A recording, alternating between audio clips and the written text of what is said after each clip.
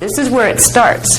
See, feel, where you imagine something. Some of you'll be amazed. You'll find out, wow, I have a talent for actually creating, light patterns where you can see them quickly.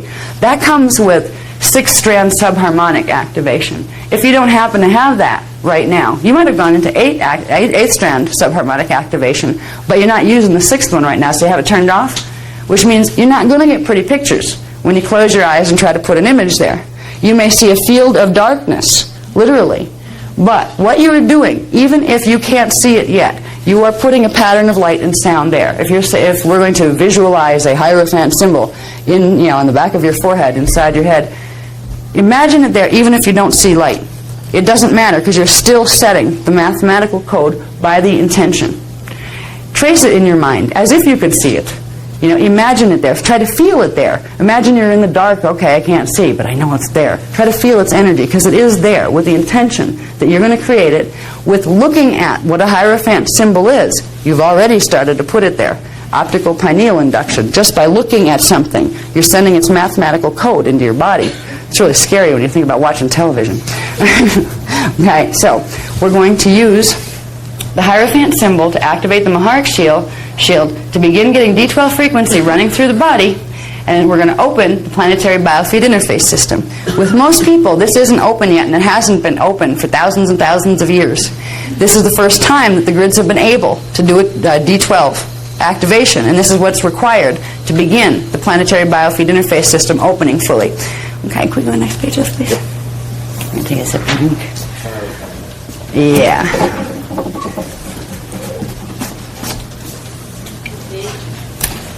That's page 57. Yeah.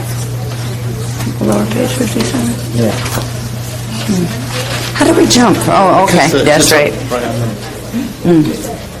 Yeah. If you're wondering why before we were on page 100 and something and now we're on page 57, it's because the second series of numbers that go on the top upper right hand page of the page, they go with the presentation milars. Okay, so some of them we're actually pulling from before and after, so the sequence is different. So it's not a mistake. It's just the fact that some of them we're using the upper corner numbers. So we'll just tell you the bottom page numbers because it's easier to find them in your text that way. This diagram here, the one that's on page 57 in your text, yes.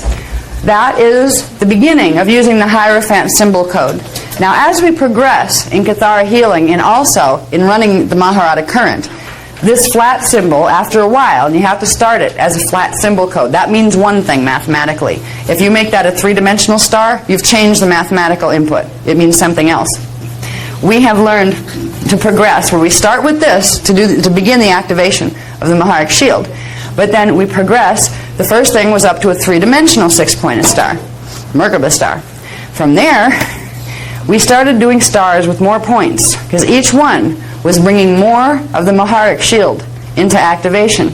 We got up to, I don't even remember what the last one was, 17,000 something or other star points, which at that point you're envisioning a little ball of light with lots of spines on it, and you're telling it how many spines are there because there's no way you're going to count them all. Okay? So this is the beginning. If you don't use the Hierophant symbol code in its flat 2-dimensional form, it's not going to activate the grounding portions of the Maharic shield that's going to allow the current to come through. So you start with this. Once your body gets used to running the current, then you can go up to increasing how much frequency you can pull with the same exercise. So in the beginning, you use the flat 6-pointed star. After you run the Maharic shield exercises for a while, start to play with it. Ask your higher self, your avatar self, for a feel on a number. What number should I use? Should I use just a 3-dimensional star, 6-pointed? Maybe a 3-dimensional 12-pointed? Maybe a 3-dimensional 2,000-pointed? What's good for me? You'll start to get feedback. You'll get a feel for how many numbers you should put on that star. And if you realize that the more you use the Hierophant symbol, the more you run a Maharic seal activation, the more D12 frequency you are progressively building in the body. You're building the body's ability to hold it for longer periods, which means you're building the body's ability to hold it in the DNA, to hold the DNA active and open for longer periods. You're also increasing your ability to transmit. If you want to be able to facilitate healing in others, you have to be able to hold the current yourself first before you can transmit it very well. So, when you start with the Hierophant symbol in the exercises that we're going to run tonight, you can even play with it now. When you start with this, that will be the activation. But as you go, try to increase the star a little and almost like run another quick one down and see if it'll amplify your current, because it should. There will be currents amplifying. The first current we're going to open is the Maharic current that comes from the Maharic shield, which is below your feet. It'll run a pale silver stream of energy from the Earth's core through your Maharic shield up through your main vertical current of your body and up out chakra 14. That is the first place you're going to be running current, is in your main vertical current. From there, by tomorrow, when we get into learning how to direct that current with the triadic phase currents, we'll be making balls of that in different chakras so we can move it to different places. And we will be opening the palm chakras.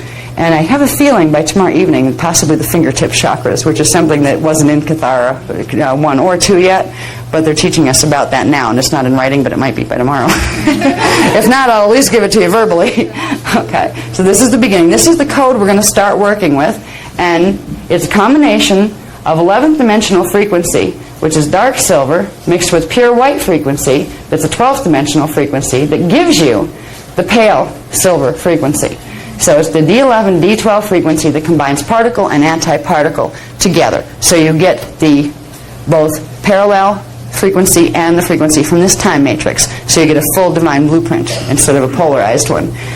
Okay, where was the color chart? Is that in there somewhere? Did we pass that? We didn't pass that. Did we? The color chart? No, we haven't done it yet. Okay. Now, the next one I'll show you. We'll do this one next year. This. We talk about the planetary biofeed interface system. Okay. It needs to go up a little, Levy. I need to see the bottom here. Page 54. Yeah. Okay. Like a bingo caller. Bingo caller? Yes. Okay. Now, inside of your body, which we'll see where it is in a little while, but inside your body you have a Cathara 12 tree grid. That was the level 1 of your Cathara grid system. Well, the planetary body has one too. And at the center, and it's a little more complicated as far as how that fits into this, and when you fit that into that, it actually gives you the Stargate locations of where on the planet the Stargates are, which we deal with in the Templar workshop. But for now, to understand how we're going to get current out of the Earth to run our D12 frequency, and it's a gift, because every time we pull some out of the Earth pulls more out of the Sun pulls more out of the galaxy pulls more out of the universe, and the universe pulls more from Source. And Source doesn't mind at all, because it's perpetual energy and consciousness.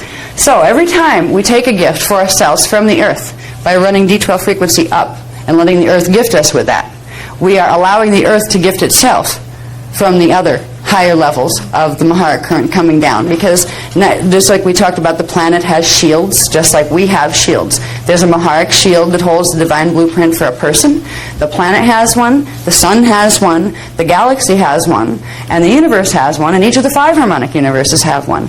The process of getting Source's consciousness and energy current coming in is the process of literally feeding it down from the bigger ones through into the smaller ones. So as we bring into ourselves and allow ourselves to receive, we are also allowing the planet to receive, and the galaxy, etc., etc. So it's not that we're taking something. It's not that we now owe somebody something because we took something and it might make them have something less. A lot of people are like, oh, I shouldn't take from the Earth. I want to give to the Earth. I don't want to take from the Earth. You will be giving to the Earth by allowing the Earth to give to you. This is a principle that also applies in human relationships. A lot of us, especially more spiritually mature people, have gotten into this space where they're not takers anymore. They don't run around trying to take energy from people. They do the opposite. They give and give and give and give, but they actually buffer and don't allow themselves to receive. Oh, no, that's okay, I don't need that. No, you keep it, you have it. You know, to the point where you don't have what you need. You ought to be nice to have that, but you're so conditioned to tell yourself that you don't deserve to have it, you don't let yourself receive. You're actually blocking a flow of current that way. You're blocking the universe from feeding you, just like if you tell the Earth, no, I'm not going to let you give me D12 frequency. Well, that frequency is going to sit in the Earth grids. It's going to sit there, and it's not going to let the Earth pull any new refreshed current in. If we keep the circulation going by allowing ourselves to receive as well as to give, including when we're dealing with the Maharic seal, allow the Earth to give to us. We are doing the Earth a favor by allowing it to give to us, and we are doing ourselves a favor if we allow other people to give to us, but we're doing them a favor too, and vice versa. So we can understand that flow of energy. They were all meant to have a perpetual supply. And you get it by giving it and allowing it to be given to you. Whenever you block the flow on either end, you create energy blockage. So here, we have the planetary biofeed interface system, the stargates of the planet, through the connection of Stargate 1 to Earth core, because we're going to be connecting to Earth core, where the first Cathara center in our body will actually pick up frequency from the first Cathara center in the planetary grid. This happens through chakra 13. Our chakra 13 is located in the Earth's core. Everybody's is located there. It's where we connect to Earth's planetary shields, the Maharic shield and the smaller shields. That is the feed line that we get our current through, that we get our higher dimensional current through, or even our three-dimensional current. So what we're going to do is open this circuitry here. When we begin the processes of activating the Maharic shield and using the Hierophant mathematical code will be sent down in the body through the chakra system and down in to stimulate our Cathara Center 1. Our Cathara Center 1 is located in the 13th chakra at Earth's core. So we're going to open this part of ourselves and allow the full set of frequencies that go with that to start flowing through. Right now we only have about a third of those frequencies flowing through. It's one of the reasons we die so young. Our races die so young. We were never designed to die in the first place, but not even 75 to 100 years. This is really bad. I mean, even in the biblical days they lived to be 800 years old, and they really did. So when we begin to open this is the key, this link between Cathara Center 1 and the planetary grids and Cathara Center 1 in our own body grids, because it's through that link that we can begin to pull more of the D12 current into our body. It's also through that link that when we get into Templar mechanics, where we decide we want to help the Earth as well directly, that we learn to send energy down into the Earth's grids, where our bodies, because we've conditioned them to hold enough D12 subharmonics, can actually help heal areas on the planet and restore their divine blueprint progressively, which will block progressively any types of manipulations that are being done to the planetary grids to cause harm here. So this is a key to not only personal healing, it's also a key to planetary healing and to major world service issues if you go in, if you want to go in that direction. Okay, next one please.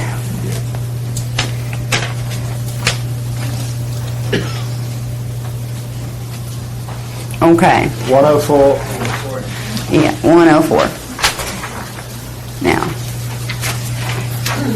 I'm really hoping before break we get through that. God knows how many pages it's going to take to get to where I'm dying to show you where your Cathara grid is in your body, because that's the fun part. It's kind of like, okay, where is it? It's like, okay, I've got one. All right, I want to run this current. Where is it? How do I do it? Where's my Maharic shield? Let's go. I know. I feel it. 3 frames away. Okay, well, I want to keep them in sequence, though, because then they'll be like, wait a minute, what did that mean? That's because we skipped 4 pages. I don't want to do that to you either, so we're getting there. Okay, now, this part is important also because it gives us an idea of what we're supposed to function like and what we'll progressively be restoring in our own body template, but also bringing back to the race. As we heal ourselves, we are doing a great favor to the human race and the indigo race on this planet. We're bringing back a potential that was almost lost and outbred, genetically outbred from this race where it couldn't be regenerated. We are regenerating it, so these potentials come back. Now, growth through time. You remember, time's all happening at once, so why does it seem like we start out as fetuses and then we grow to be children? We become babies and then children and then grown-ups and then die and fall apart? Well, why do we get this image if it's all really happening at once? Growth through time is created through frequency accretion. Accretion means bringing in, drawing in to the self. In this context, that's how that word is used. Frequency accretion. Drawing frequency bands from the dimensional unified fields of consciousness into the personal morphogenetic field, which expands the personal morphogenetic field. All right, what we're doing is turning on more flashlight sequences in our templates, which gives us the same. What that says is drawing frequency bands in. What does that mean? We're pulling them from here to here? Not exactly. They're already in here. We're turning them on. We're turning on light bulbs. The more light bulbs you turn on, the more hologram is projected. We move through time, and we start out with a very little bit of light bulbs on. A very little tiny bit at conception. There's a very little tiny bit, little spark of light. A light bulb turns on that allows for a D12 current to anchor to give it a divine blueprint so an individual can happen. From that point, that fetal body, that conceived body, has to expand itself. It has to be able to hold multiple dimensions of consciousness before a being can actually live in there. Many miscarriages happen with baby bodies, that there was something wrong with the genetic combination of that particular conception, where there wasn't enough frequency. The body couldn't hold, the little baby body or the fetal body couldn't hold enough frequency to allow the soul to put an anchoring rod of frequency into the body. Fetal integration process is the process by which you, as an avatar, and as an oversoul, and as a soul, and as a being with a part of you in D3, anchor your consciousness into a very specific mathematical template that encodes your scalar grid, where your consciousness is stationed, into a very particular biological orientation. On this side of the fence, that's what's happening on the non-manifest side that you don't see here. On this side of the fence, what you get is a fetal pattern, which has a portion of the DNA template from the mother and a portion from the father that get put together and melded into a new one. And it's into that new pattern that at first isn't a separate person yet. Okay? When conception occurs, that is not an individual yet. It is the potential for an individual. At that point, the soul has not anchored. No soul, no Christos has yet anchored itself, put down literally a rod of frequency to anchor into the first of the first 8 cells.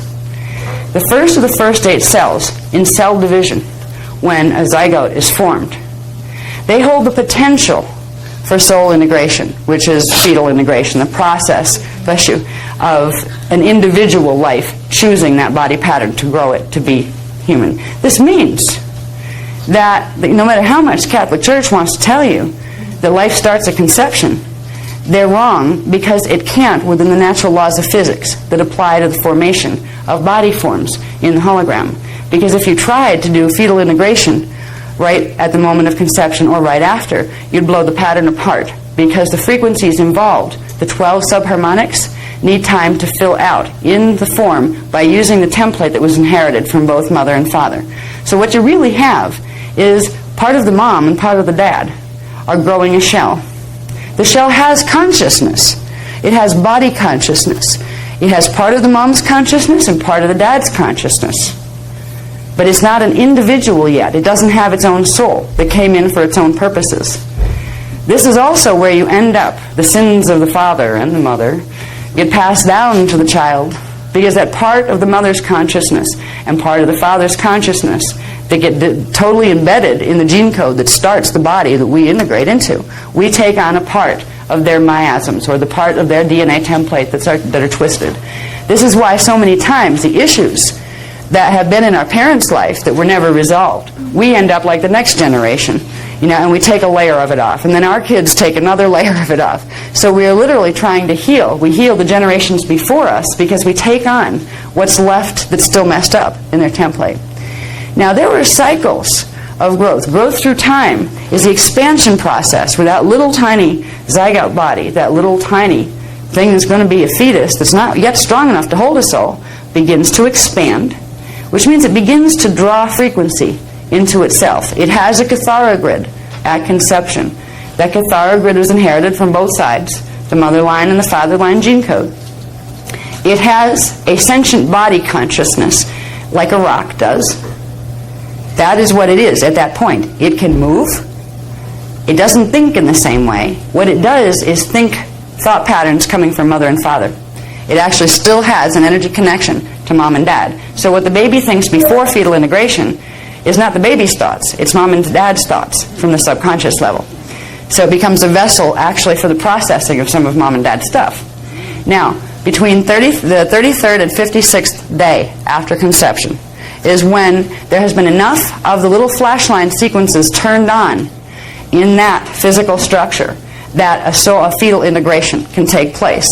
A fetal integration involves the anchoring of chords of frequency from the higher dimensional fields and from the D3 field, down here, D1, 2, 3, into what were the first 8 cells that formed after conception. They are the anchoring rods for 12 currents of frequency. And the first one to come in is the Christos spark, a D12 spark of energy that sets a divine blueprint within that individual. At that point, a silver cord starts to form, a pale silver cord that literally runs through the biofields and connects you to your D12 Maharic shield template. The Maharic shield manifests below your feet, but the silver cord looks like it goes up through the universe, because it does in the spatial relationships of the hologram. Once that happens, that is fetal integration. That means somebody decided they want to live in that body. Somebody's going to inhabit that baby body. It's going to become a person. If fetal integration doesn't take place, after a time, it will become a miscarriage. And that doesn't mean that a baby died. What it means is that there was something in that particular vessel, or agreements that were made, that maybe there was a person who wanted to come in to that, but maybe there was an arrangement made with the parents that this was not the right time.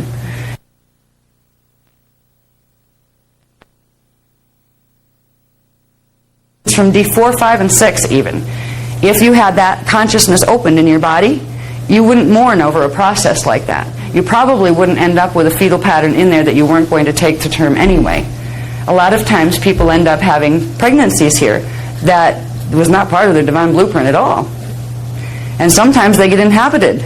Sometimes they're by souls that are still trying to evolve hard. Sometimes they get inhabited by things you don't want in there. Some children aren't born innocent. And that's another part of the healing thing that is very hard to deal with. I mean, did you ever see the show Rosemary's Baby from way back? And you know, people are like, oh, isn't that terrible? That can never happen. You know what? It does happen. There are babies born in various types of ways. One without souls. Some actually never have anything connecting directly in to do fetal integration, where they actually integrate with the DNA template, but they may have a fallen angelic overlord play with it and keep the body systems alive so they can use it as a vessel of harm. There are children like this in the world. There are some that are incarnate dark avatars, that are incarnate oversoul, dark oversouls or souls. That doesn't mean that you hate them. It doesn't mean that you say they're bad, they can't be fixed, because they still have a little leeway before they can get all of their meanness into body, that you might be able to help them make a link to the Christos. And if you can, by helping them run D12 frequency, you might get their original avatar before they got twisted. Their original divine blueprint self will anchor the body for them, and it will take over, and you can actually, a child that started out as somebody who came in purposely to do damage, can actually be turned around and put back on a Christos path. Sometimes it can't be done. Now, it's interesting, growth through time. As that little baby fetus pattern expands to where it can hold a consciousness, and that expands to become a baby, and that expands out to birth itself into the world and become a child and it grows up. This is a process of frequency accretion, which means we're bringing more frequency, piece by piece, strand by strand, flash line by flash line, into the body hologram. And it's filling out the hologram and making it bigger as we go along. That's why when we have 12 strands activated, we're much taller than we are here. Our bodies are much bigger. There's also more space between our atoms. Okay? So there were specific growth rhythms that were natural for a 12-strand being that constituted age lines.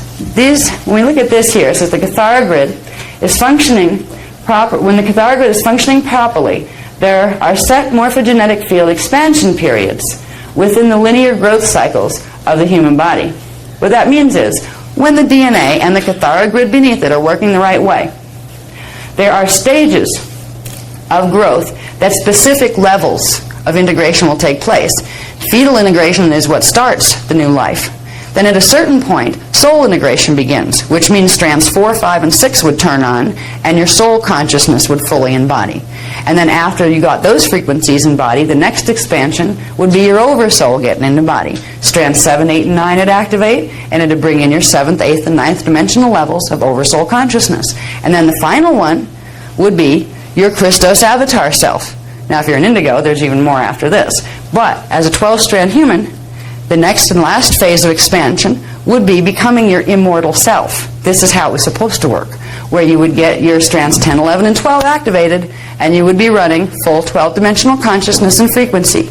You would have an immortal breatharian body that you would have the conscious ability to manifest and demanifest at will. You would understand massive amounts of things you can't even imagine right now that you might be able to understand about the planet, the galaxy, the universe. You would have memory of all your 1,728 selves and be able to flip your consciousness between any one of them, like TV station. You'd be able to flip there, oh, now I'm in 2 million BC. You know, this kind of thing. And actually be aware of yourself in all of those spaces. And the process that used to take in terms of time in density 1, fetal integration started at birth, and the first phase of growth would be getting in the D1, 2, 3 consciousness, all right, where you'd have to integrate all the frequencies of dimension 1, dimension 2, and dimension 3 to create a personality incarnate grounding base for the rest to expand into. Between ages 11 and 12, chronological years, using the year system, the time translations we have now, by 11 or 12, fetal integration, the whole process of personality integration would be done, and the next harmonic integration would start, which means harmonic 2 integration would start at age 12 and go till age 22, and it would be soul integration. That's when the soul would begin fully experiencing and expressing in the body. We would go into a 4th, 5th, and 6th dimensional consciousness. Between 22 and 33, you would have over-soul integration, and 33 and 44, you'd have full avatar integration. So by the age of 44, you had transmuted the body from what appeared to be a mortal body with a 3-dimensional consciousness into a 6th-dimensional consciousness that had a semi-etheric body and could turn its gene code on from 2 harmonics to the next level, the etheric consciousness, where you have the oversoul consciousness in the body, which means you'd be able to control your DNA and move between 3 harmonic universes. You'd be able to take stargates between here and the next level up and the next level up. And by the time you were here, this was graduation. That's where you were a master. You were fully embodied. And you always were that person up there, that avatar. But to try to get yourself in this body took a bit of time. You had to slowly and gently expand the body to be able to hold all that you are and all that you were before you got in here. So these were the natural processes.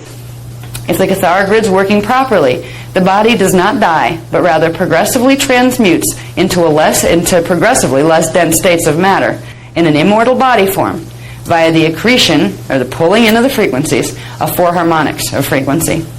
Present Cathara grid distortions block the integration of harmonic 2 and begin a condition called molecular compaction, which creates body degeneration and death. They block the process right here. We start to die at age 12. That's when the death hormones start to happen. That's when what's naturally supposed to happen, where our strand 3 is fully activated and strand 4 is supposed to start to go into activation to bring in our astral consciousness, and after that our archetype at D5. This is blocked, where these frequencies try to come in, and they come in, and it's kind of like, imagine a hammer on crystal. If our DNA templates, or the lower strands, or all of the strands, are crystalline structures, and these higher frequencies are coming in, and they're supposed to have receivers that are ready to receive them here, that allow natural expansion. Those natural frequencies start to come in to the body, but because those receivers have been blocked and twisted, they can't receive and draw into the crystalline template of the lower strands. They come in like a sledgehammer, and those frequencies hit and pound on the scalar grids of the lower strands, progressively twisting them and crushing them and making them worse, where they can hold less and less frequency. What that does is create real messes within the body template, which translate into chemical messes in the DNA, which create literal genetic mutations in chemical terms within the body. And it sets in motion a series of chemical and hormonal transactions within the body that create progressively toxic chemical combinations in the body. That's why we get cancers. That's why we end up with heart disease. That's why the sicknesses that plague our races, they start here. We start to poison ourselves at age 12. When we begin to reset the imprint for health, we begin to change this process. And it's not something you fix overnight. It's like running your heart sealed 3 times and cancer goes away. I wish it were that simple. There are levels and levels of frequency distortions, template distortions, that have built up to create conditions that we call illness now, that are illness in our bodies now. But understanding that the beginnings of healing are beginning to work with resetting the original divine blueprint, that's our saving grace. Then we just have to learn how to, we know how to set the divine blueprint. Then how do we expedite the process where it gets into the layers that need it most? And that's what we're going to talk about tomorrow evening, the new stuff that we're giving. It's how to expedite the processes we learn with these processes. Okay, this chart on page 60 just gives you the rundown on the levels of self that are supposed to come into the body, the natural processes, the original human genetic imprint, personality integration, which is called telluric integration.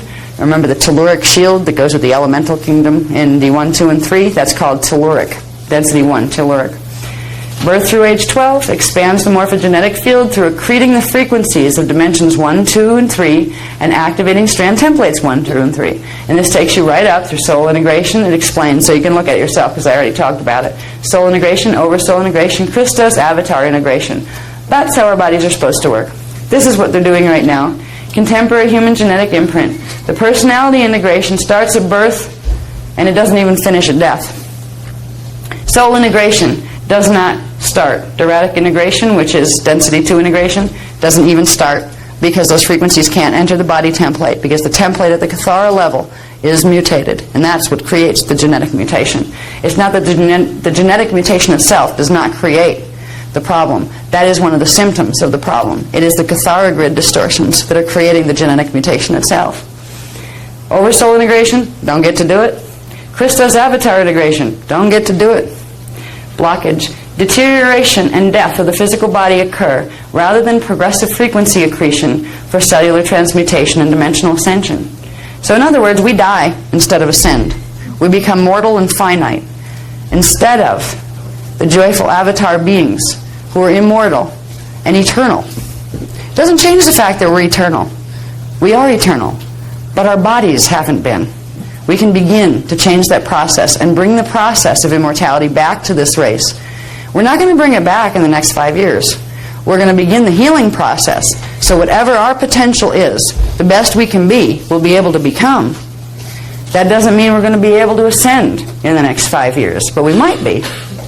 There's going to be a lot of opportunities that you don't get every day popping up in the next 5 or 10 years. Yes? Okay, yes, question. When is the personality coming into the fetus then? Is that still in the womb, or is that at birth? And what happens with abortion? Okay, I was going to go there, and then I didn't. All right. The first part of your question was at what point do you come in? Do you do fetal integration? After anywhere between 33 and 56 days, you can. Now, at 33 days, the pattern may not be ready yet. Might have to wait till 56 days till it fills out enough, but it should be able to hold your consciousness by then. Then it's up to you.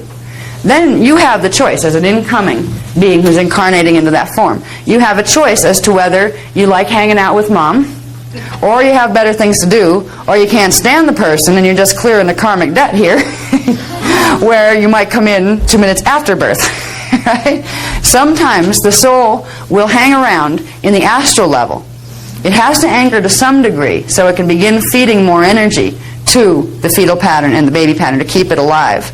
But many times it will be an overshadow, which means it hangs out in the 4th dimensional frequencies and it sends frequencies down in and puts tap rods in. It's anchored itself in, but it hasn't fully integrated into the DNA template. So it can still run around and float around and remember it. Because souls, when they're incarnating, remember, at that point you still remember that as soon as you get into that body, it's going to be lights out. You're going to forget who you were and you're going to start all over again as if you never knew yourself. And a lot of us will do that as late as possible in the process. I remember coming in, I think I came in, and I had a heck of a time coming in actually. Once I realized who it was, I agreed to be mom because we'd had some interesting experiences in other time vectors that she wasn't very nice to me as a male person. Terror was the first feeling that I had. Oh no, not that one, right? And I remember trying to run back out of the body. When you do fetal integration, you kind of feel what your perception will be is something like spiraling your consciousness down through what's the crown chakra at the top of the head, and you progressively expand down in and anchor into the lower chakras and into the DNA template. Now I remember getting about down to here, to the astral level, and going, oh no, I remember that one. I know that person. I don't want to do this. I don't want to do this. So I tried to spiral back up the other way. Where I tried to reverse my spiral and crawl back out, and I did. I got myself back out and the crown chakra started to close, which meant the baby body would have died because it was going to drop in frequency. So I had a little help with people who knew I was contracted to do some stuff this lifetime, where they actually opened the seal on the 4th heart chakra, the baby body, which usually doesn't open that, that young. And they literally ripped it open and threw me in. and stretched me out and said, there you go, you're in. So we each have a different story as how fetal integration went for us. And it's fun when you start to realize you have this memory with you, that you can begin to access it. Because a lot of us has terrible pain associated with it. Where, just imagine, you're a person who knows yourself as an avatar, who just feels free. You're a free creation being. You're at one with God. You know your connection to God. And you start to get into this body and you know you're going to feel lost and scared and lonesome. Now, most of us contracted as human souls or indigo souls, and even a lot of the Anunnnaki or Drax souls who are working Emerald Covenant, contracted here to come and help this place in this space-time. They knew they were walking into a battleground. They knew they were walking into a final conflict drama that had to do with fallen angelics who, after millions and millions of years of trying to take over the stargates here, were going to come in for one last round. This was where the good versus evil was going to head off, because the Christos realignment mission was going to be done here. So we came in with a sense of responsibility, but also a sense of sadness. So there's a lot, for a lot of us, if you start to go into where your fetal memory is and just try to lean into it. Okay, let me try to remember when I was a baby. Let me try to remember me when I came in. There was a point. I mean, it's absolutely, you are here. There's absolutely no doubt that you have a fetal integration point, or you wouldn't be sitting in the room. You can go and ask your own Christos self, say, just be with me with this and help me to find this. Because you'll also find, right on the other side, right before you went into the go in and expand into the fetal pattern, you had all the reasons why you were coming. You knew why you were coming. You knew why you chose the parents you did. You knew the mission you were on. You knew what time you were probably going to check out and leave. You knew what you were here to do. So there's a joy on the other end of the sorrow that you might have felt in having to literally shut all your perceptions off and literally like walking around in the dark for a whole lifetime just to rediscover who you were. These are some of the things that you can look for in yourself. And as we begin to do that, when we begin to find these memories, we will also begin to make a connection between, in our DNA strands. Like with me, I had, you could call it a gift, or you could also call it a curse, because I got thrown in my fourth chakra, which meant that fourth chakra was opened while the fetal body was still in the womb, which meant it was picking up astral frequencies and processing D4 frequencies much sooner than it should. I came in with open incarnational memory. I remembered my whole fetal integration process from the time before I could speak. I could talk to things. In fact, I used to terrify my mother, she tells me, because I used to lay there with my eyes open while I was technically asleep and talk to the angels and tell her, go away, the angels are coming to take me away, I belong with them. And I would tell her things like this. I could freak you out when your kid, kid is like just learning to talk, and these are some of the things, and it's like staring out into space wide awake while it's asleep. So, you begin to get fetal integration memory when you activate fourth strand. So it's not something you have to wait till 12 strands are activated to get. If it's too traumatic for you, you will find a part of yourself isn't letting you have it yet. If you can't remember it and you're looking for it, there's a trauma there. It may be a trauma that had to do with who your parents were this time and why you chose this situation that you're not ready to handle. But if you look and you really want to know, it will be brought to you, and it will, your own higher consciousness will help you to have it. You can find out amazing things by remembering who you were right before you integrated into the fetal pattern. Okay? There are other levels of, like when soul integration was supposed to start at age 12, there is another probable reality field that is quite far removed in frequency from this particular time matrix. But it is a reflection of this time matrix in which things did not go wrong. We have parts of ourselves in that matrix as well. And they give us strength and they send us strength. So somewhere you have an age 12 memory where you actually were able to do soul integration. That implies in that line of probability all the way up to age 44, there's a 44-year-old self around there someplace in a planet that's similar to this, that evolved different, that has fully embodied as an avatar. You have a self that fulfilled the divine blueprint pattern, but it is not in this time matrix system, but it still exists in the cosmic matrix. And you can make a link through your knowing that it's there and through your own DNA to help it send you frequency, to help sustain, just like we can help you sustain an activation in the DNA because we transmit frequency that we have in our bodies. they can help you too. They're aware of you. Those levels of self are aware that our levels of self are here. So, anyway, we'll move on. These are the 4 natural cycles of morphogenetic expansion. Just so you know, as far as what that is. Oh, anatomy. Oh, anatomy. Levels of human anatomy. How are we doing on that break time? It's 10 to 6. 10 to 6. So if you're going to give him 15 minutes now, you're going to go on the 8 o'clock, right? Yeah, do it. Yeah, you want to do it now? Okay. All right. Well, before we get into this, because it's just going to go right through to technique, we're going to take our 15-minute break now. And I don't mean to torture you, but I think that's going to be the last one before 8 o'clock, before we leave. So now's the time to do all the, vital runs and those kind of things.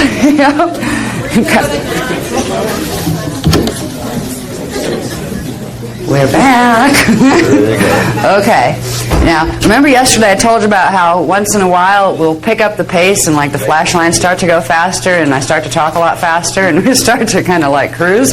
Well, we're going to try to do some of that tonight because before we leave, I want to get you through enough of the theory where what we do makes sense, and I want to get you into 2 techniques tonight. So you can work with the first 2 techniques. So when we come in tomorrow, we can get into opening the triadic phase currents. And first you have to learn about what they are. And first, before you know any of that stuff, you need to learn some basic things like where are all these good things in your body? Where is your Maharic shield? Where are your other shields? Where are your Cathara grids? Those kind of things. So we're going to go into that now as far as the anatomy. The graphs are in your book. Everything you'll see up here is in your book, so you can study it on your own. In fact, this can be used as a correspondence course. A lot of people that can't get to workshops actually just literally try to learn all this stuff with the book and whatever. We have one of the videos from a workshop, with the package. So we're going to go through this. I guess I'm going to do this myself for now. All right, I'm going to go over this real quick, and then we get into the fun graphs. This is on page 105 in the book.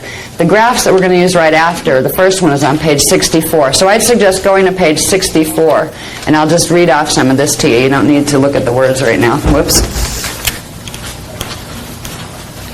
It's the bottom one. Most. Okay.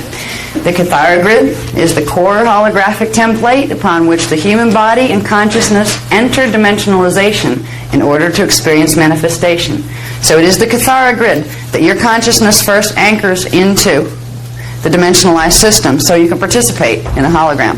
I'm going to answer one quick question. It was part of a question. I forgot the other half of it by the time we moved on through the first part. Was when we were talking about fetal integration. Someone had asked a question about abortion. Okay? Yep, I know. All right, and I will answer that because that's a big controversial issue that government loves to get involved with, that it really should mind its own business because it's between a person, their soul, the soul that's incoming, and their relationship to Source. Before I explain a little bit about the abortion issue, I will go back to the point that I said. Between the 33rd and 56th day is the first time soul integration can take place, which means before the 33rd day. There's no way there's going to be a soul who is anchored into that body. Now, in the days when our DNA templates were functioning the right way and we had our consciousness with us down here, you didn't have accidental pregnancies. In fact, you had wonderful, elaborate rituals for 2 years before the fact, preparing the body, preparing the place where it was going to happen, and you had open telepathic communication with the incoming soul. You knew who it was, why it chose you, why you chose it. It was a very open family experience before the being even came in to your body as a female. In the original days, in 12-strand DNA activation, the body systems are a bit different. Breatharians don't need to eat, well, they also have babies in different ways. There's actually an energy form that's projected out through the navel region that serves as the vessel. The child actually grows outside of the womb once the conception occurs. Talk about easy birth. You don't need Lamaze. In the old days, you didn't need Lamaze. But anyway, now ideally, situations don't arise where you have an issue of would a person have to abort a child or not, abort a possible child, abort somebody that might become a child. Because right now, if you don't know, have enough consciousness with you to control your own fertility. In the old days, we knew a woman could choose when ovulation would occur, and it would only occur when conception was desired. So there were the question of abortion was never there. But now that it is, because right now what's happening is there's all sorts of interference. For thousands of years there have been here. There have been babies born here that aren't human souls, that didn't belong here in the first place, that were created because humans got messed with by fallen angelics and guided into conception relationships that shouldn't have happened, that weren't part of their divine blueprint, in order to have fallen angelics incarnate part of their soul matrices into the human. They called it an experiment.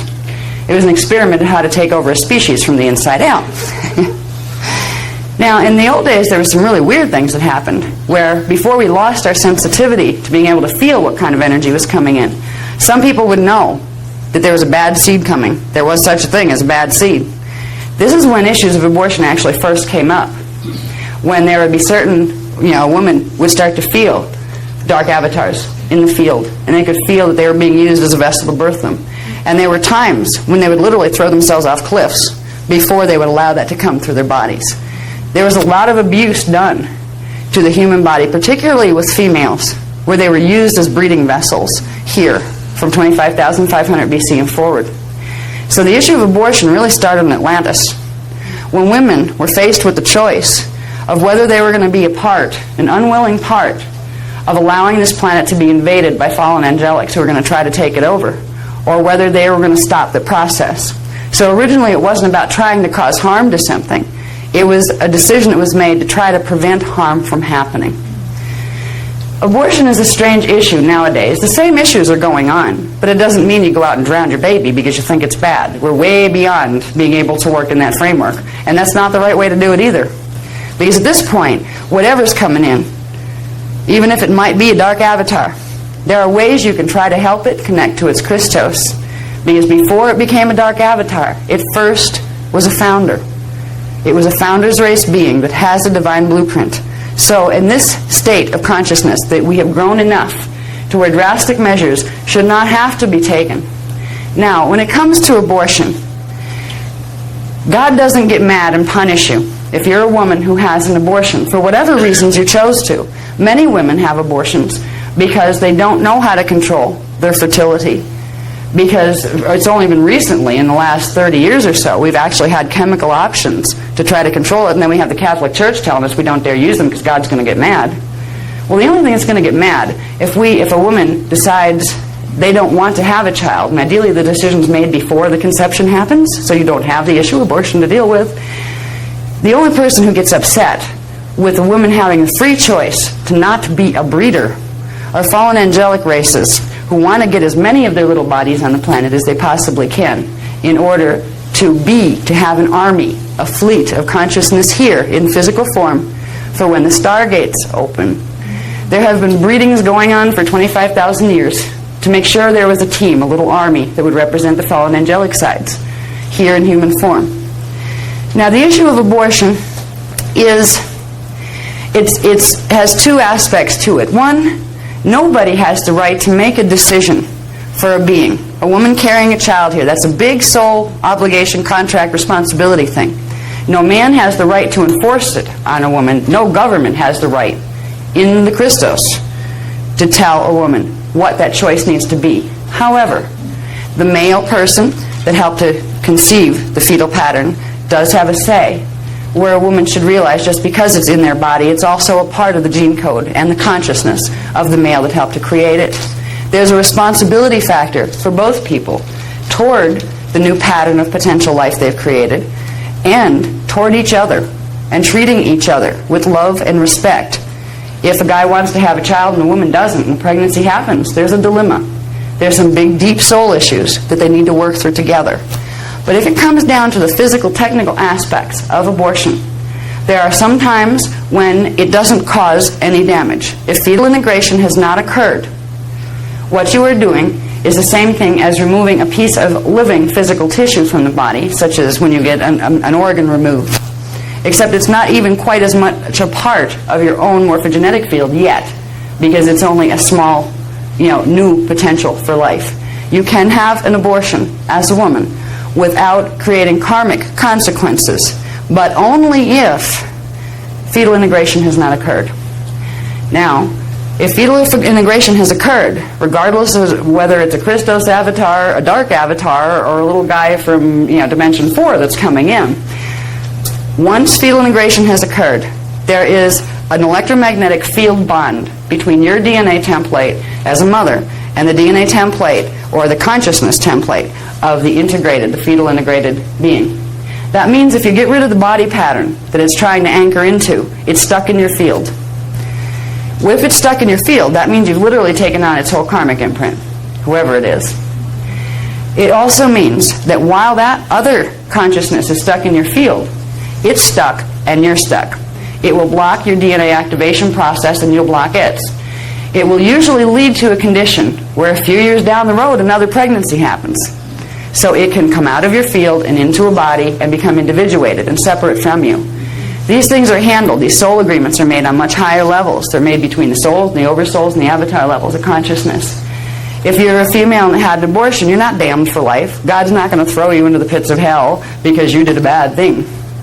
Here it's very frustrating because we don't know when the point of fetal integration has occurred unless we are able to establish telepathic rapport with the person who has their eye on that fetal pattern.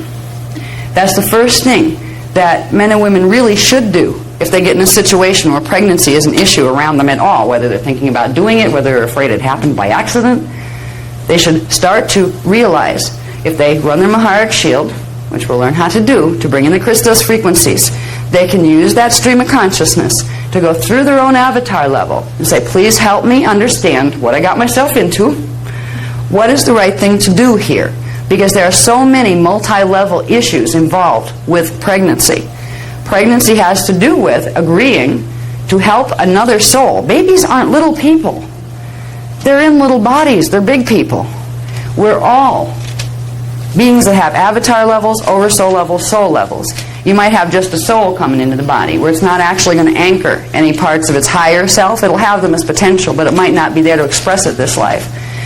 You may have an agreement that you made in 2 million BC that in this time frame you would bring somebody through. So you don't know a pregnancy that happens by accident. In this life there is no such thing as an accident. It happened for some reason. Now whether that reason's part of the divine blueprint or not remains to be seen. And this is where learning to establish a daily rapport with your own higher consciousness through your own avatar level can help give you the guidance you need. Because there may be multi-level soul agreements that yes, you're supposed to go through with it, or yes, you're supposed to have an abortion.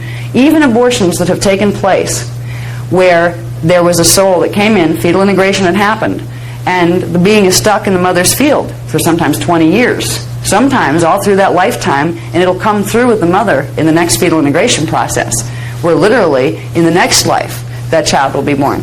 Sometimes these are agreements that are made. So to be able to pass a judgment on abortion from the three-dimensional level is ludicrous. There are too many issues and potential reasons involved. When it comes to personal responsibility, when I talk to people, particularly like teens that kind of like get into the Kundalini force and it's the only thing that feels good in the universe right now, so let's like worry about it later, and then later comes a little too soon and you have to worry about it much sooner than you wanted to.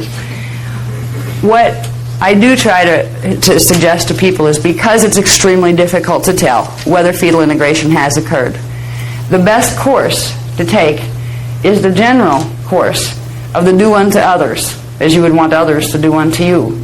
It is the concept of being harmless whenever possible. And if there's a possibility that you have created a child, it's even if you're not ready to have one, there are millions of people that would love to adopt babies. You don't know right now if that consciousness is on the good side as far as the Christos pattern or something trying to work against it. But it's not your judgment call anyway. If you've gotten yourself in a situation, you didn't get there alone, first of all. Your own soul knows why you're there. Your oversoul knows why, and your avatar knows why. It may be something that you carried through from another one of your life experiences in the other time vectors. It may be that something happened that you were supposed to fulfill, a birth agreement, and it didn't happen. And this time, even though you're not quite ready, it's time to clear that pattern so you can move on, and so it can move on. So you might do it here. So I do recommend, whenever possible, I wouldn't want to have to make the decision whether I'm going to terminate without knowing what I'm doing, terminate the potential for life. But at the same time, if it was a situation, say, where the mother was going to die, if a pregnancy was allowed to go through, the mother has the right. The mother should go into her own space with her own Christos self and say, what is the right thing for me to do here? If it's really going to be this child or me, what is the right thing to do? And each person will get a different answer. That's why a government should not have a right to impose its will over the will and the consciousness of a person down here and their connection to God and their connection to their own Christos. So when it comes to abortion, that's a hard one to answer. We can tell you the technicals. We can tell you that, yes, if you abort something that already fetal integrated, you're going to carry it around as baggage, and it's going to hold you down until you can set it free, because you're holding it down as well. We can tell you that if you have an abortion and it hasn't fetal integrated, you will not have anything left in your field except perhaps guilt. If you don't know, if you think you might have caused harm, you will teach yourself hard lessons through the experience. So again, it's a personal choice, but it always should be made vertically, not horizontally. And what I mean vertically is, don't look for the answers out here. It doesn't matter what your mother, your brother, the priest, the pope, or your government have to say about it. What matters is what your own Christos self has to say, even if it's the most unpopular decision in the world.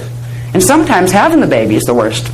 Sometimes the whole family, oh, how could you do that? Oh, that's horrible. Don't have that child. Have an abortion. And on the other side, you have the ones with the right to life are saying, oh, you can't kill anything. How dare you? You're terrible. You'll be damned forever. And they show you pictures of mutilated fetuses and, try to make you feel really awful. You need to find a personal relationship with it and realize that no God is going to damn you if you do have one. But you may take on a burden yourself, a burden of guilt because you made a decision without knowing for sure. But you can know for sure. If you work with simple meditations on a daily basis to get in touch with your Christos self that you should do long before you worry about babies at all, you will be able to literally get a knowing. And that's where you can, through that knowing, say, okay, well, who is the soul that's attached here? And, who is it? Somebody I know? You can start to have a telepathic rapport first with your own Christos self to get your guidance. How can I act responsibly and in my divine blueprint with this? Whatever's right. If you surrender what you think you want to do to whatever is the highest and rightest thing to do for you and everybody else from the Christos blueprint, and just surrender that decision and ask for guidance from your own Christos, you will get the clearest answer. Sometimes it'll be so clear it'll blow your mind, where you'll start to hear your abdomen talk to you as a female. You'll literally get telepathic. Hello, Mom. I'm here. Oh, dear. No, it's not time to run for the funny farm and get Valium. It's time to realize you're opening up your D4 circuitry so you can start to hear multidimensional communication. So that, I won't go further with that because there's really not any further that I can go with that question. It's a good question that was asked. But when it comes to how countries try to pass laws to govern this kind of thing, countries should know better than to try to inflict their three-dimensional will on a God issue. Churches should know better, and in the old days they did. The Christos teachings never taught you not to have an abortion. The Christos teachings taught you to, first of all, not get yourself into pregnancies that you didn't want to have in the first place. But if that happened, it taught you to run vertically and have your own personal relationship with Source. Ideally, mother and father sit down together, hold hands and say, we're going to go and let our Christos space come in, and we're going to get guidance here to know what's right to do for the baby, for ourselves, for the universe, for the divine blueprint. And they would get the guidance they needed. And if a government was acting in a Christos way, it would respect every individual's right to put God first and to put their personal relationship with God first. We don't have a society like that right now. On this planet, everybody's trying to manipulate women that way. And it's been one of the worst ways that people have tried to control women and literally drain their life force energies by using them as breeding vessels. That has been going on for thousands of years. So if women are angry and don't want to have babies anymore, it's no surprise because the privilege has been abused. So there's a lot of issues surrounding that get into our gender roles, what has happened here on this planet, how sex has been abused, both through overuse of it and underuse of it, and making it bad and vile. So there's a lot of things connected with that. At some point, I'd love to do an ethics workshop. Christos ethics. The book isn't down yet. I run my life by them, and they come through. Christos ethics, once you realize what they are, which is the direct connection between you and Source through your Christos. You don't need a book once you can open that conduit, because you will act ethically by simply asking your higher parts to give you that guidance in every situation. And surrendering what you think is personal will. If you can't figure out for sure what something is, turn it over to your higher parts and trust and surrender there. Not surrender your will where I'm going to be powerless and I'm going to be a martyr. Surrender to a part of you that already knows the answer and the best one, and know that it will come to you and you will be given it. That's the most that can be said on ethics right now. At some point there'll be a book. There'll be a translation of the Dorotura records on what basically, how do you live in a Christos society? What are the ethics of a Christos society? And if you saw those books and then looked at what's going on out there, your hair would stand on end. Because we are demonstrating such a severe reflection of the anti-Christos model in the way our governments are structured, the way our economics are structured, the way the whole thing is operating out there. And what's so sad is so much of it is done under lip service to Christianity or to spirituality. And lip service, if there's anything that really bugs me, I'm a very loving being and take to heart God allows. So I don't judge people or civilizations for what they do, but I can still get bugged, and I can get temporarily mad and let that energy run through. It's passion. It's not anger, it's passion. It's somebody who is acting in very anti-Christos ways, and at the same time arrogantly boasting about how much they have a right to pass judgment on other people because they're acting in spiritual integrity and other people aren't. Do you know how many religions teach you to be like that? That is lip service to Christianity, and it is an anti-Christian attitude. So when it comes to things like abortion, there are huge areas that a person has to find within themselves as far as making the decision. But when it comes to governments poking their nose into things where only the person and God have a business being, there's three people that should be involved with the decision on an abortion: the man and the woman and the incoming, all through the Christos. And if those three beings work it out together, they will find the right answer for that situation. So that's the stance on abortion. Now, off that subject and back on to body parts. Yeah, there is a relationship, vaguely. Okay. So we've heard. Yeah. Okay. Okay. Now this, going through this, Kathara, level 1, 12 tree, contains the 12 primary Kathara centers and primary 15 Kathara lines. There are 15 lines that connect those 12 centers that correspond to various regions of the physical body and bioenergetic field, and which ground, anchor consciousness into the framework of dimensionalization. So it's through that 12-tree grid and through the Kathara lines that run between those centers, which are energy flash lines, that our consciousness is anchored into our physical body. The Kathara level 2 crystal seals grid contains signets, those 3 signets. Remember, the signets go with the grid underneath it. The 12-tree grid, you have the first, second, and third Kathara centers, and they appear as 3 little dots within the first shield. Okay, so this is where Kathara level 1 grid interfaces with the next grid, where the shields are, where the energy mathematical pattern from Kathara level 1 grid, where the divine blueprint is fully encoded, come up to the next level of manifestation, into the shields grid. Okay? The signets are consolidated points of dimensional frequency. So the signets are replicas, actually, of the Kathara centers, what are called Kathara centers here. The signets hold the same mathematical patterns and are smaller versions of them that connect directly into the Kathara centers. Okay? They correspond. So say you have your telluric shield, which is your density 1 shield.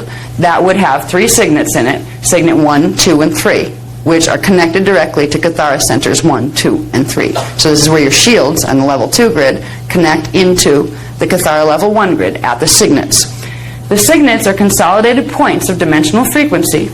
The shields are 3-dimensional scalar wave disks that emanate from sets of 3 signets. So it's actually the signets that first come into manifestation and hold the pattern from the Kathara grid beneath it. And then from that pattern, the scalar waves expand out to become the shield. And this is where you begin to pick up your mathematical differentiation that makes you look different from the next person, from the next species. Okay, now this is a fun part where we get to see where all these things live in our body. Okay, the Cathara grid, level 1. Cathara center 1. This is page, what page is this, Larry? 64. Okay. These are the 12 Cathara centers, and these are the areas in the body that correspond directly to that grid. 1, 2, 3, 4, 5, 6, 7, 8, 9, 10, 11, 12. These are the core programming centers in the body, and when we are running a Maharic recoding process, which means the process of activating the Maharic shield in order to bring up D12 current to clear out the core template, you are going to be running D12 frequency up through this grid in the body. In your body first, and then in your client's body. You're going to do it by activating hand palm chakras, which we'll get to probably tomorrow in the morning. We're going to start with that. We'll get you up to triadic currents tonight, I hope. Okay. Now, the 12 Cathara centers, the first one is called the Earth Core. It's at the center of the Earth in Chakra 13. We also have a chakra down there called Chakra 13. Now, Chakra 13 connects to D13, which takes you into the primal light fields of density 5. So, Chakra 13 is where Cathara Center 1 is located. All right, this is down. Imagine that where you're standing, wherever you're standing on the planet, go halfway down through the planet into where the core of the Earth would be.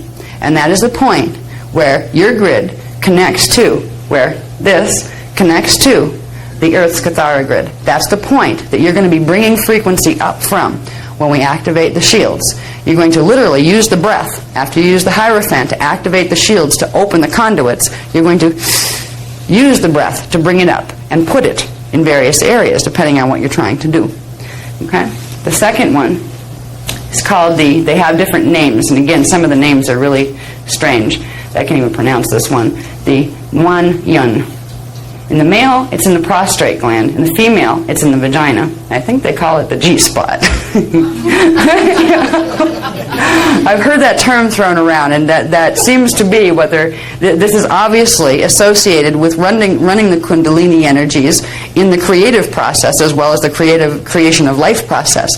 These are the frequencies that control the part of the aspects of creation and sexuality and sex drive. Now, what's interesting is because we have distortions in Cathara Grid 2, 1, 2, and 3, in Cathara Grid 2, there's a whole bunch of wacky sexual deviation going on in our culture, not to mention a whole bunch of twisted ideas about what sex is supposed to be. Sex is a holy thing, and it's not holy just because it makes babies. It was not created just for the process of procreation. That's one sacred thing it can be used for. But when a male and female come together as souls, as oversouls, as avatars, in Christos love, the Kundalini currents that each of them run can be combined. And when they combined, they run a huge amount of current that can be used for tremendous healing or manifesting powers. This is why you have a lot of black magic cult type people that are using sex magic, because they're tapping into lower Antichristos teachings of how to use the Kundalini to amplify energy. They're using it for the wrong reasons. But the potential to use sexual energy in its divine Christos blueprint, it was supposed to be a joyous, beautiful way of sharing. What we see as body parts sharing with each other out here in 3D, remember, this is just a hologram. We get hung up on body parts here. This is a hologram. This is the illusion part. If you take that away, during the sexual act, what you see are two beautiful fields of light with two currents, main vertical currents of energy coming together. And those two currents of energy open to each other, and they form a beautiful figure-8 infinity sign. And the currents of both run through each. And the fields, the huva bodies and the auric levels expand. And there is an ability for one avatar and another to amplify their consciousness and bring in their rishi level together. It was meant to help you grow into becoming whole here. When you get to being an avatar where you're fully 12-strand activated, do avatars at that level have sex? Not in the same way. It becomes a moot point, because after a while, the energy fields you're in an intimate love relationship with everything around you, every species, every rock, every tree, every molecule. And at that point, but it's usually, fortunately, the body's evolved to that point too, where you don't have the apparatus anymore to worry about anyway. So, gender just becomes a difference between whether you are primarily made out of part of cum units or part of chi units. Base magnetic or base electrical is really what male-female gender differentiation is in consciousness. And they are both equal, and they are both important, and they both are required to have either, because it is a balance of polarities. So when because of the distortions right now that are in Cathara Center 2, because there are distortions in the planetary grid line 2, which is called an axiotonal line in the planetary body, and because there is a Cathara grid distortion in the planetary shields in the second Cathara Center in D2, we are all processing part of that confusion. Sexual confusion. We get sexual identity confusion. We get power struggles between the currents in men and women that come out to be gender struggles. We get power struggles within ourselves between our own female and male aspects, because we all have both. We're both male and female. We're all androgynous beings, truthfully. We may be having one side of it amplified a little more, and that gives us what our physical form is. But we're androgynous. A soul doesn't worry about whether it's male or female. A soul can love male or female. That doesn't mean we all need to go and be bisexual. That's another way of, do you really need to use your life force currents this way? Some people do. It's not our job to pass judgment on them. However, there is a thing called sacred sex, that when we get these areas of the body, the first three-dimensional levels of the body straightened out, where there's not distortions being carried that give us distortions in our feeling body, and in our physical sensations, and in our conscious association of what we're doing, once that's cleared out, there's a whole new world of what relationship means. A lot of people think, and there's a distortion in the New Age movement, that everything's free love, right? That means go and sleep with everything in eternity and don't worry about it. Now, who might benefit from this? The answer to that question lies in what happens to the DNA template during the act of sex and orgasm. Something happens to the DNA template. When the primal life force currents begin to activate in the bodies, they begin to activate in the DNA templates. A combining of codes begins to happen temporarily. One of the best ways to possess somebody's body, if you're a dark avatar wanting to come in, is to get yourself into a human body and to seduce the other person into orgasm. This is why there's this whole weird thing happening with male-female orgasm issues. In the ancient days, the Anunnaki used to use human women, and they would forcefully drive them to orgasm to make them open their DNA so they could do two things. One, impregnate them with Anunnaki fetuses. Two, so they could give them overlays, reversed matrix overlays in their DNA template. So women adopted a survival pattern. We won't have an orgasm if you kill us. And we're still living it. Even when we find somebody that we know is the love of our life and we really, really wish we had more of a sexual orientation.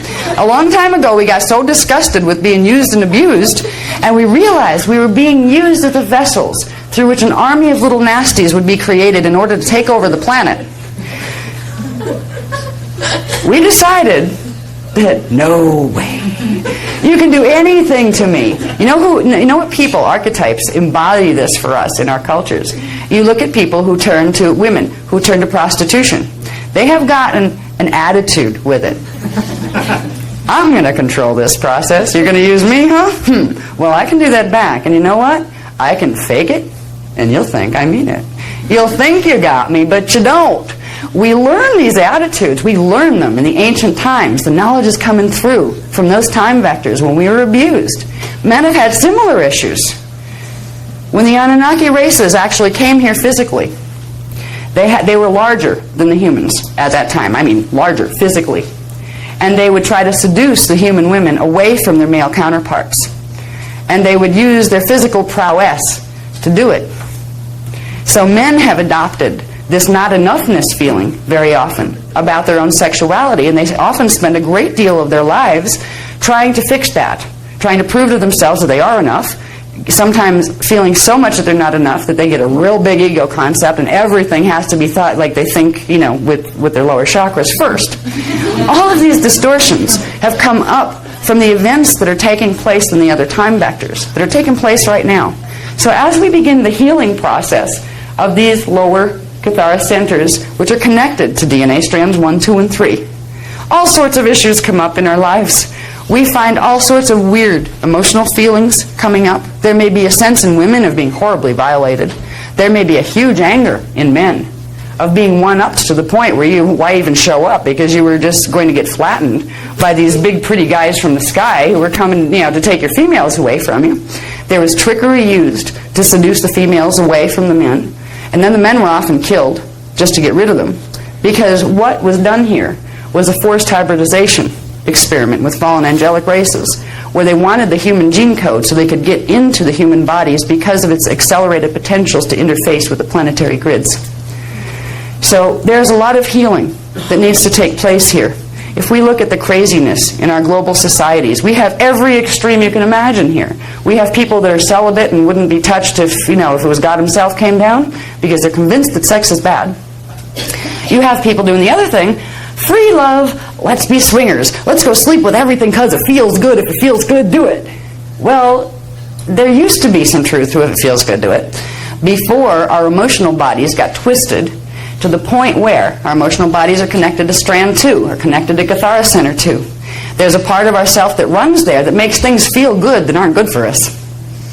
So you can't just trust the emotional nature unless it's combined with the Christos frequency coming in, which will straighten it out and let you know what you really feel about something, so your biology is not dragging you all over the planet into relationships that are causing you harm. The seduction tool to harm you, because what will happen is if it can get you to have an orgasm on D4 in your astral body, that will filter down from here, from your 4th Cathara center. That program will be entered there. It'll go into 3, 2, and 1, and it'll anchor down in the physical body. So it's being used as a way to implant right now and to really mess with people right now.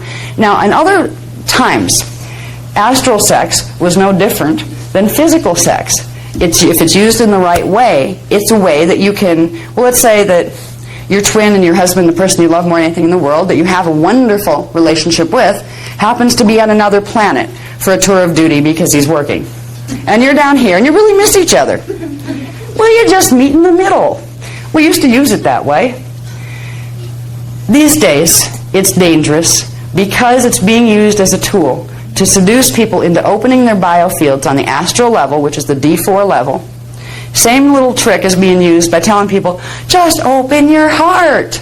Those words are telling you to open your heart chakra, which is connected to your astral field.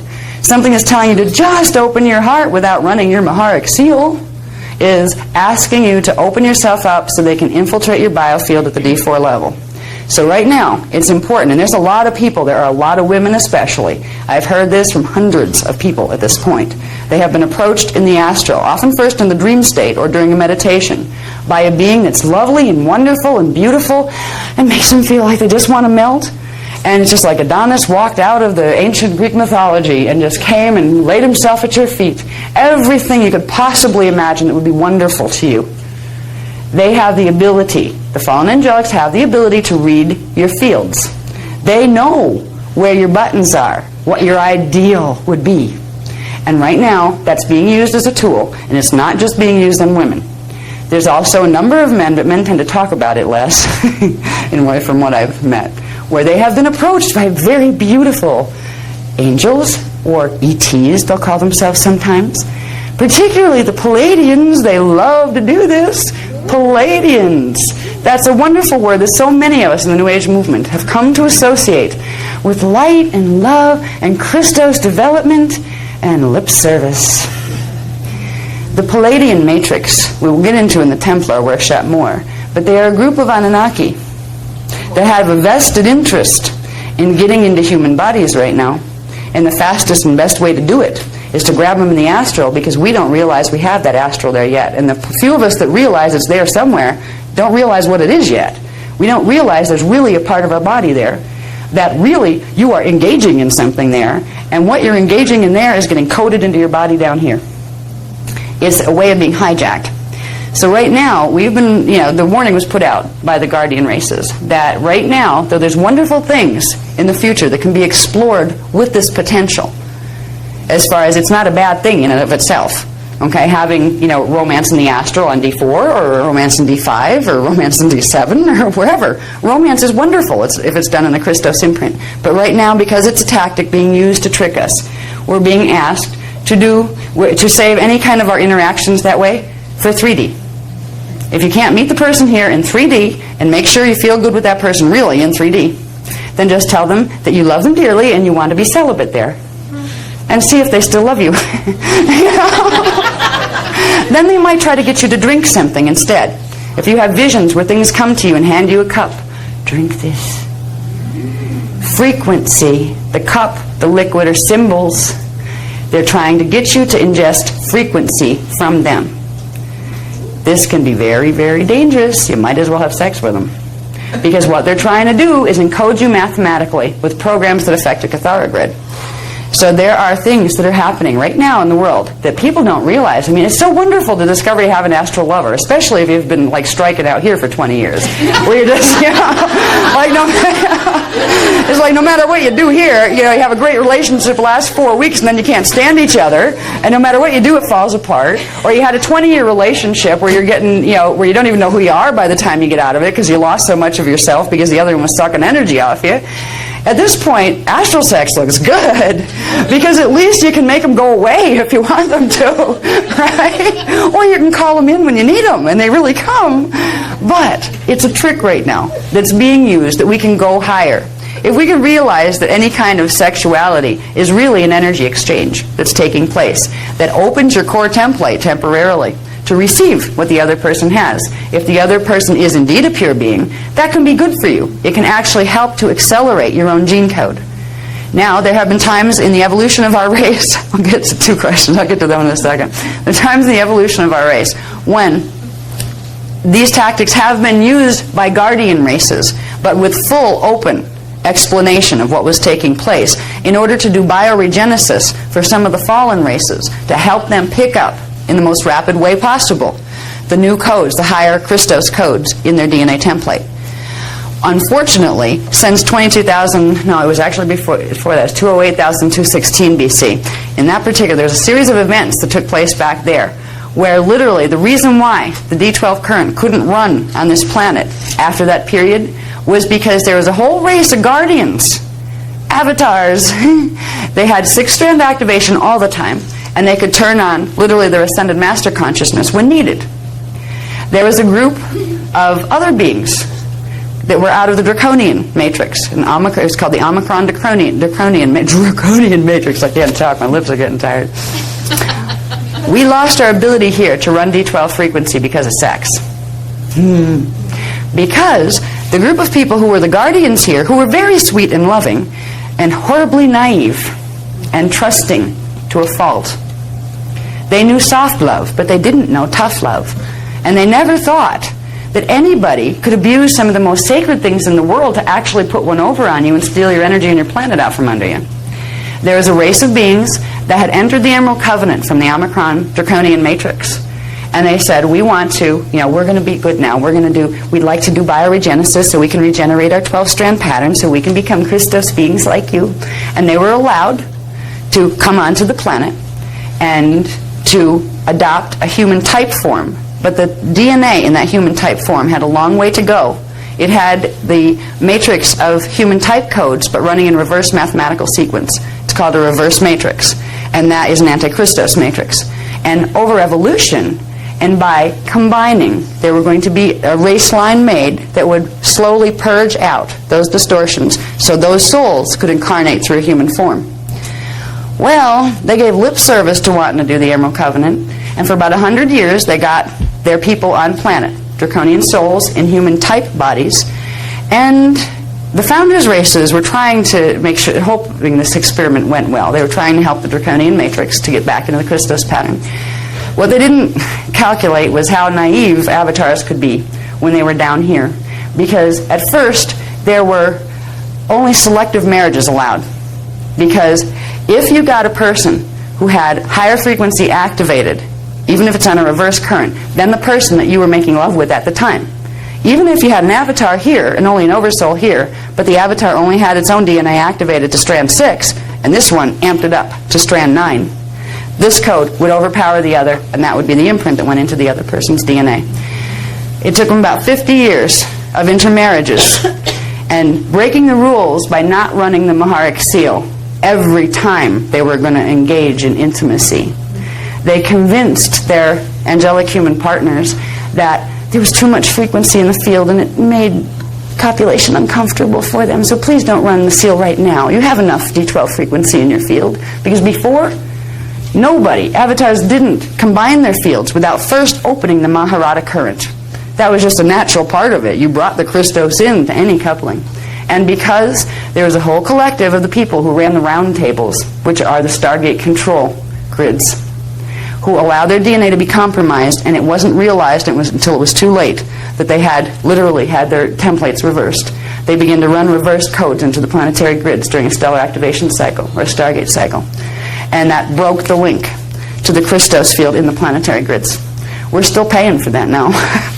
What we're fixing now on the planetary level, and what each of us are processing a piece of, has to do with that time and that decision. And we're still stumbling around trying to figure out what's the right way to have an intimate relationship where the power is balanced and it's supposed to be this loving, wonderful thing. So there's a lot to the sexual issue. And I won't go any further with that in this one. If I answer questions on this one, we're going to be here till tomorrow morning talking about sex. And I know that, we really need more teachings on things we have to deal with every day. Because there are things that you can do that will help you tremendously. Run your Maharic seal, for instance. When we learn to do this, which we're going to do the beginnings of this tonight. When you learn to run your Maharic seal, you're temporarily, manually activating what would normally be activated permanently and all the time if your 12-strand DNA was activated. You're bringing in a pillar of light around your fields, and it creates a buffer of D12 frequency around your DNA template, which means if you couple with someone, you will give them a gift of a D12 charge that either they'll be able to receive or they won't. But whatever comes from them, you will receive it only if it's in the right sequence of the Christos sequence. So you'll protect your own fields that way. That applies to the astral level as well, but there are more games being played there, and I wouldn't take it on. I mean, I remember lifetimes where I didn't marry anybody in the physical, and I just had my partner hanging around with me in the astral, and we left it at that. This isn't the time frame to do that. So anyway, my personal opinion, I would be advised to anybody to just cool the astral relationships if you got them going. Tell them, I'll be your friend and I love you dearly, but we're going to be platonic now. This is something I need to do for me and my Christos. And if they have a problem with that, you might want to question their motives in the first place. Okay, real quick, yes? This is not a sex question. This information is possible in the dream states. So if you go to sleep and someone, can they infiltrate there as well? Yes. The drama we're in the middle of right now, everything becomes dangerous if you don't know how to run your D12 frequency. If you know how to run your D12 frequency, you don't have to be afraid of any of it. Because your Maharata current will create natural protection if you run enough of it. Critical mass of it is important. That's why you need to use the techniques and build with them and run more and more of them. And I'm going to go through into these at these points so we can get there. I'd like to at least have you to be able to activate your Maharic seal tonight before you go so you can begin running that current. All right? Okay.